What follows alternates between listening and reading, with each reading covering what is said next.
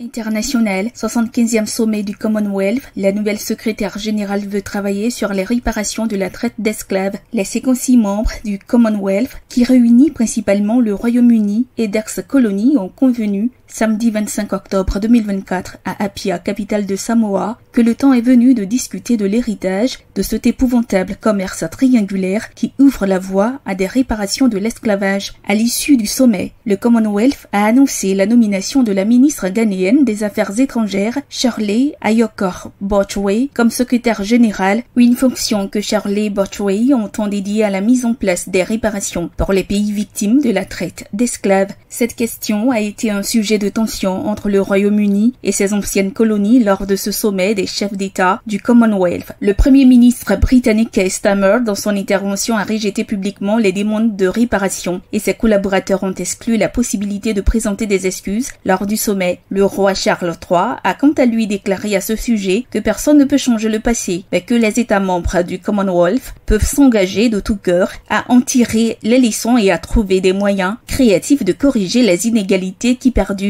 Together we are wiser, stronger, and more able to respond to the demands of our time. Par ailleurs, après la nomination de la ministre ghanéenne des Affaires étrangères, le président du Ghana, Nana Akufo-Addo, a salué la vision d'inclusivité et de progrès de Shirley Ayokor Botchwey qui, selon lui, inspirera la famille du Commonwealth. De plus, le président ghanéen a appelé mardi 29 octobre ses homologues africains à faire front commun pour obtenir des réparations pour l'esclavage transatlantique et les dommages causés durant l'ère coloniale. Toutefois, Nana Akufo-Addo n'a pas précisé la forme que pourrait prendre les réparations financières pour l'esclavage transatlantique qui a organisé le commerce de millions de personnes d'Afrique de l'Ouest et centrale. À Kigali, au Rwanda, au sommet du Commonwealth en 2022, le roi Charles III s'est exprimé sur la relation entre la couronne et les pays membres. Après avoir fait part de sa douleur face à l'esclavage, l'héritier du trône britannique a appelé à révisiter ce passé.